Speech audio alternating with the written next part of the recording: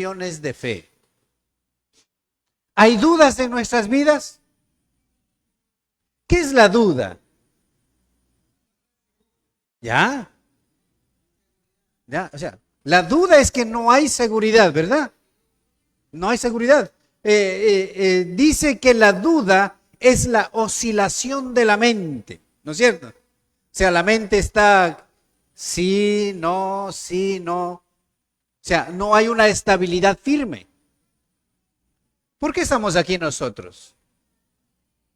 ¿Porque estamos seguros? ¿Mi mente no oscila? ¿O sí oscila? Pero algunos todavía oscilan. Y en muchos temas y en muchas cosas, ¿no?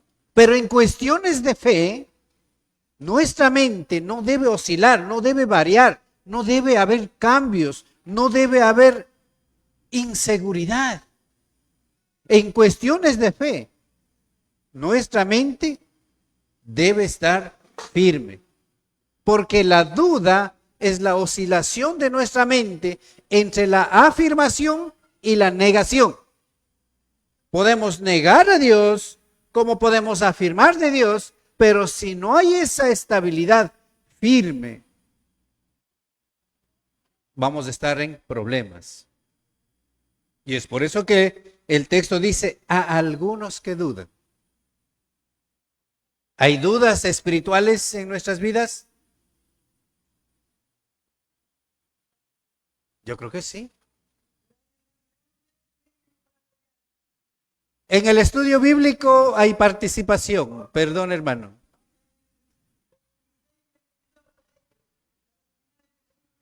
Ya.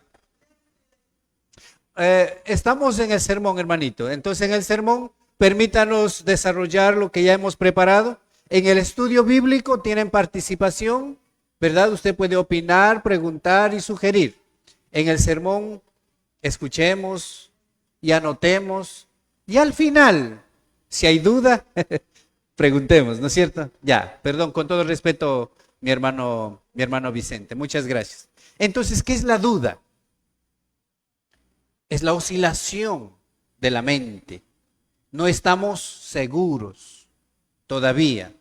Cuando alguien duda, a veces cuando preguntamos algo, cuando alguien duda, dice, prefiero no decir nada, ¿verdad? ¿Ha pasado eso en ustedes? Prefiero no afirmar nada, prefiero no decir nada. ¿Por qué? ¿Qué es el Evangelio de Jesucristo? Decimos. ¿Es necesario el bautismo para perdón de pecados? El que no está firme dice, no es importante. Pero otros dicen, mejor no digo nada. Y hay muchos temas en la Escritura en el cual nosotros podemos oscilar, podemos dudar. Pero al menos los que estamos aquí, estamos conociendo la palabra, debemos de estar firmes en cuestiones de la fe, para no preferir decir, me callo. Alguien va y le pregunta, hermano, ¿qué debo hacer para ser salvo? ¿Qué dicen los jóvenes? ¿Qué dicen los hermanos? ¿Qué dice el que todavía no está en conocimiento de cómo tiene que llegar a Cristo? Dice, pregunte al hermano Carlos, pregunte al hermano Ricardo, pregunte al hermano Julio, yo no estoy seguro. ¿Ha pasado eso? Sí, ¿no es cierto? Cuando alguien va a usted y le pregunta, ¿qué debo hacer para ser salvo? ¿Qué tiene que responder usted? Firmemente. Primero, creer en Jesucristo, ¿no es cierto? Oír de su palabra, creer en Él. Luego, ¿qué tenemos que hacer? Arrepentirnos. Tercero, confesar nuestros pecados, ¿verdad? ¿Y qué más? Bautizarnos por la fe en Jesucristo. Esas son afirmaciones. Cuando tenemos el conocimiento de la palabra, no oscila nuestra mente, no varía nuestra mente, sino que eso hay que hacer. ¿Qué tiene que hacer la iglesia cada domingo? Venir y dar gracias a Dios. Eso debe ser firme. Pero el que oscila, el que no está tan seguro, dice, bueno, cuando se pueda, o de vez en cuando, así. Yo solo sé que Dios me ama. Esos no son afirmaciones firmes. Dios quiere a su pueblo cada primer día de la semana reunido. Entonces, hermanos, ¿qué dice la Escritura? A algunos que dudan, convénzanlos. Cuando se encuentre con alguien usted que duda de la palabra, convénzalo, dice la Escritura. ¿Estamos en esa capacidad de convencer a los demás en la fe en Jesucristo? Debemos cuestionarnos. Jóvenes, ¿están en la capacidad de convencer a sus compañeros de universidad, de trabajo y decir, cree en Jesucristo y vas a ser salvo, entrega tu vida? ¿Están en esa capacidad? ¿O todavía van a llamar al hermano Carlos, al hermano Ricardo? ¿Cómo está nuestra fe? A los que dudan, convénzalos. La Escritura dice, ustedes ya tienen que ser maduros en la fe. Hebreos exhorta. Ya tienen que estar maduros en la fe. Tantos años en la iglesia, todavía no están firmes. En vez de que ustedes convenzan, mejor empiezan a convencerlos. Entonces, dudas, cuestión de fe. Una pregunta, ¿duda usted de la Biblia? ¿Hay dudas de la Biblia? ¿Dudan ustedes de la palabra de Dios? Seguro. Por este lado, ¿dudan de la Biblia? Si estamos seguros de que la Biblia es la palabra de Dios, la pregunta es, ¿por qué estamos seguros? ¿Por qué estamos seguros de que la palabra de Dios es de Dios y es verdadera? ¿Por qué? Porque creemos, porque hemos oído. Romanos 10:17, ¿qué dice? La fe viene por el oír. La fe viene por el oír. La fe es veracidad.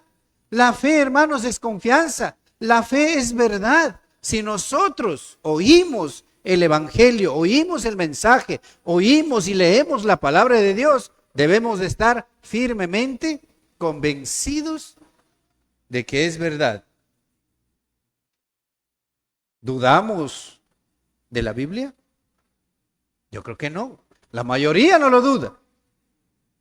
Pero ¿qué están tratando de hacer en las universidades? ¿Qué están tratando de hacer en los colegios? Los maestros, muchos, dicen que la Biblia no es de Dios. Es hecho por hombres nomás, para hacer creer a un grupo de personas que crean en ese libro. Y eso es lo que se está sembrando. ¿Por qué muchos de los jóvenes cristianos, muchos de los chicos nuestros que han ido a la universidad, no están en la iglesia? Porque les han metido en su mente que la Biblia es obsoleta, que la Biblia no es de Dios, que la Biblia es un libro más. Solamente es un libro moral, no espiritual. Eso han metido.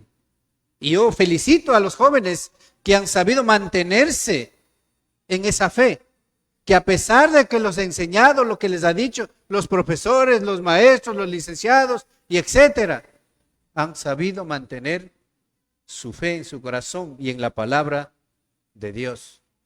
Porque igualmente es triste porque muchos no están. Se han dejado convencer. Entonces la Biblia, hermanos, es la palabra de Dios. Primera de Pedro, capítulo 1, verso 19. Abran su Biblia. Primera de Pedro, capítulo 1, verso 19. Mire lo que nos dice.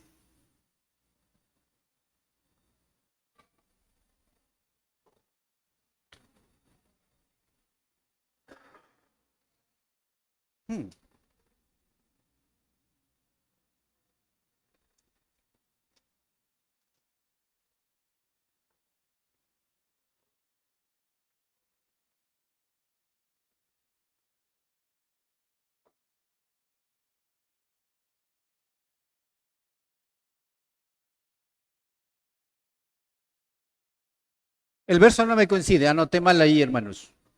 Pero la palabra de Dios, vamos a segunda de Pedro, capítulo 1. Segunda de Pedro, capítulo 1.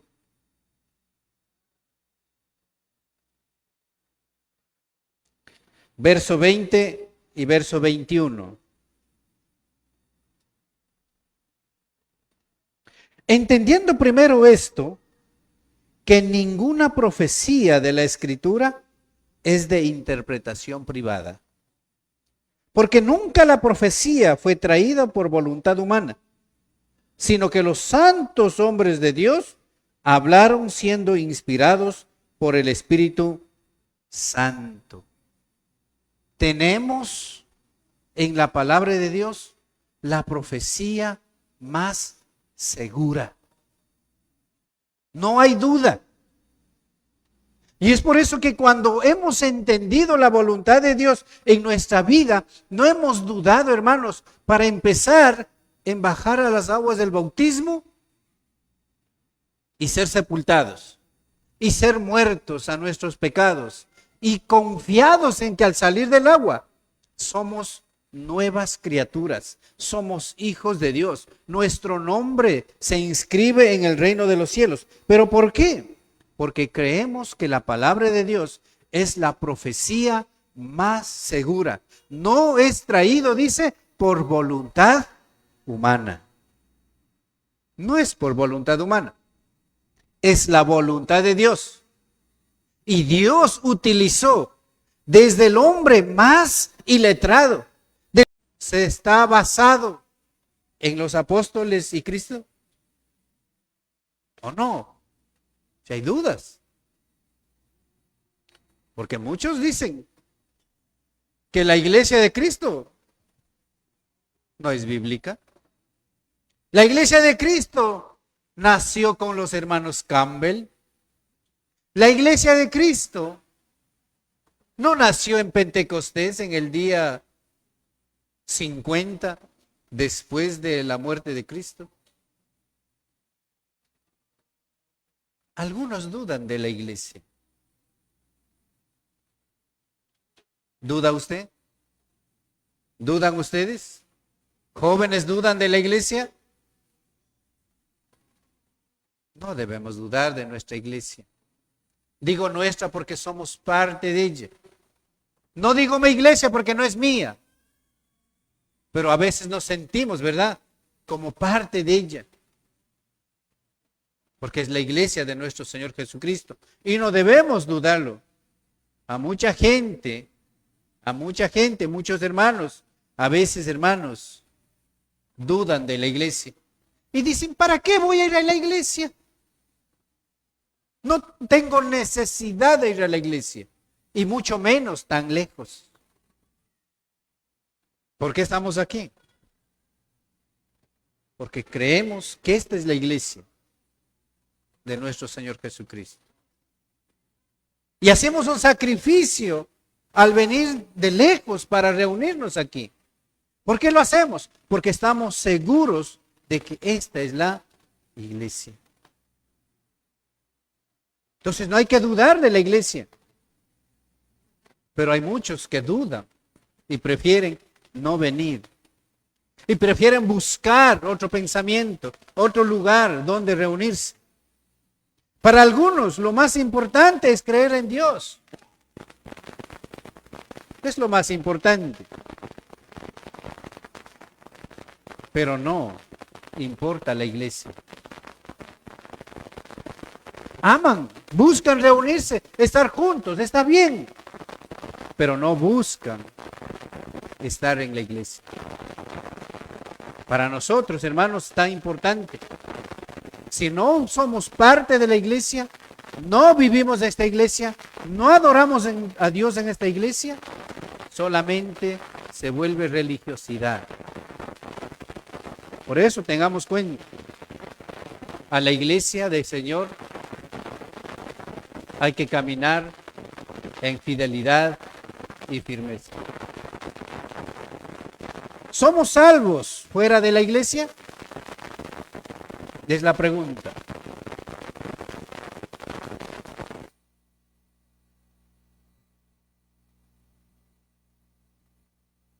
pastor el micrófono. ¿Somos salvos fuera de la iglesia? ¿O no?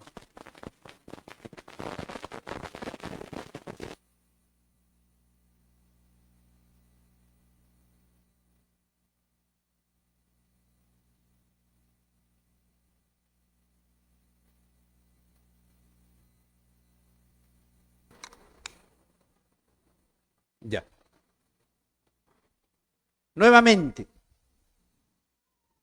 ¿somos salvos fuera de la iglesia? ¿Qué es estar fuera de la iglesia? No me refiero a salir de este lugar. Estar fuera de la iglesia es no ser parte activa de este grupo. Eso es fuera de la iglesia. No ser parte activa de esta congregación. Eso es estar fuera de la iglesia. No podemos ser salvos fuera de la iglesia. Recuerde que en Hechos capítulo 2, verso 47, ¿qué dice la Escritura? Que a los que iban siendo salvos, el Señor añadía. ¿Qué es decir eso? Añadir es que va entrando, colocando más personas a la iglesia. Pero ¿quiénes están en la iglesia? Los que han de ser salvos. Estar en la iglesia es estar a salvo. Caminar juntos como iglesia es estar a salvo.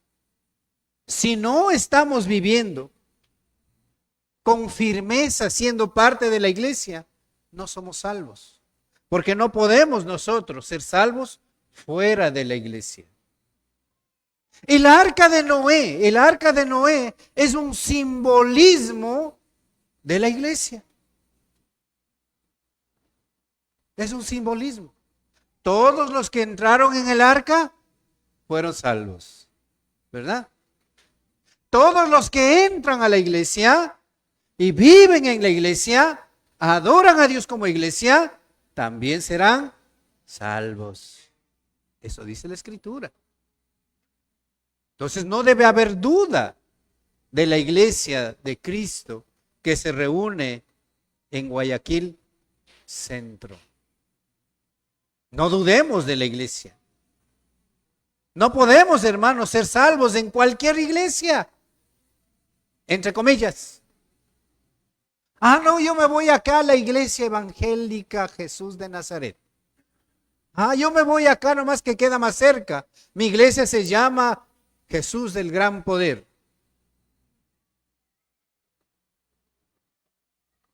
No podemos ser salvos en cualquier iglesia o religión o secta religiosa. Para llamar y conocer qué es la iglesia tenemos que estudiar, tenemos que creer en Jesucristo, porque Cristo Jesús nos ha colocado en su iglesia por obediencia a su evangelio. No dudemos, hermanos, de la iglesia. Solamente la iglesia de Cristo es esa columna y baluarte de la verdad. Primera de Timoteo capítulo 3, verso 15. Solamente la iglesia de Cristo.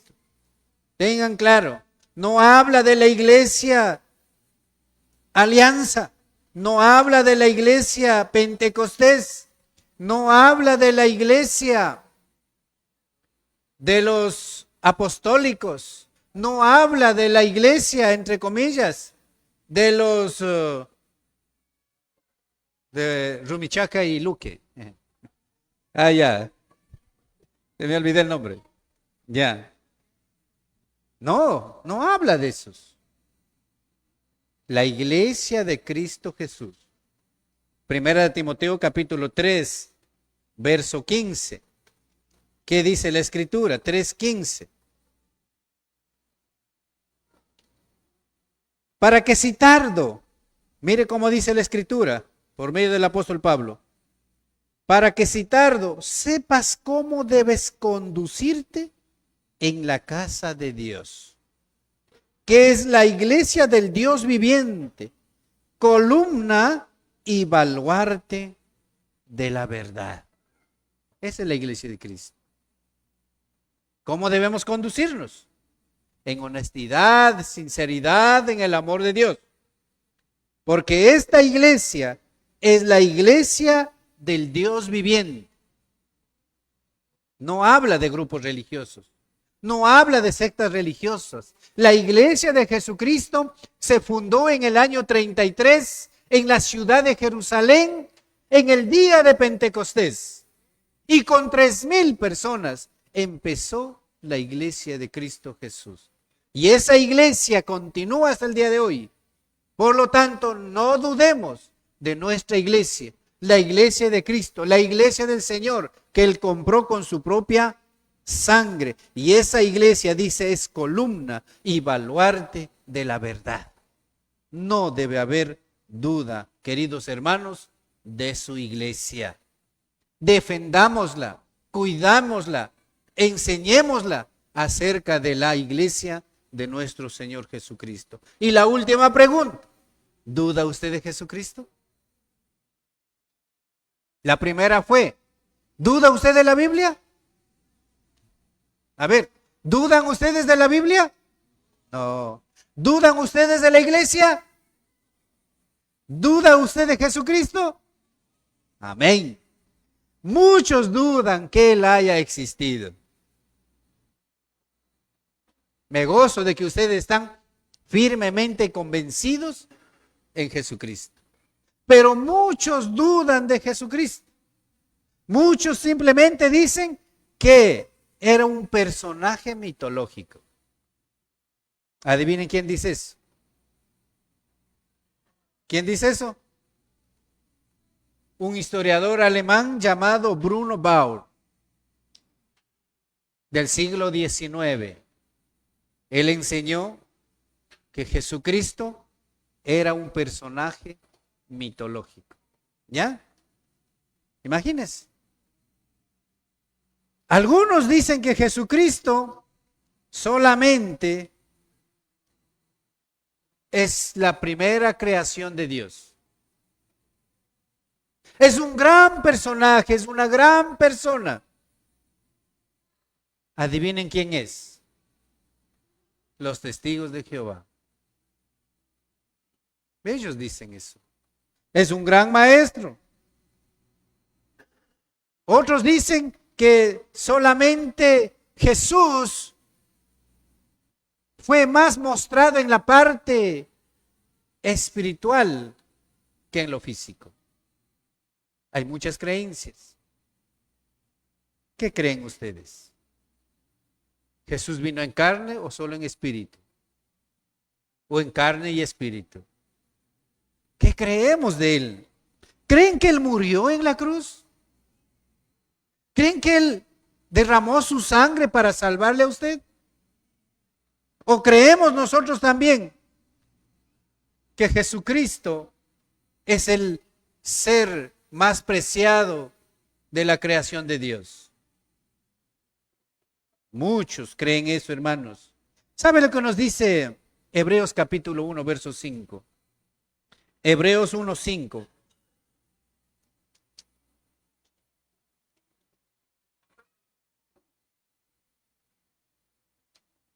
Dice así la palabra de Dios en cuanto a Jesucristo.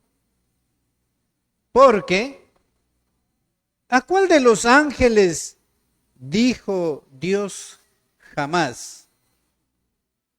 Mi hijo eres tú, yo te he engendrado hoy, y otra vez, yo seré a él padre, y él será a mi hijo. Muchos hermanos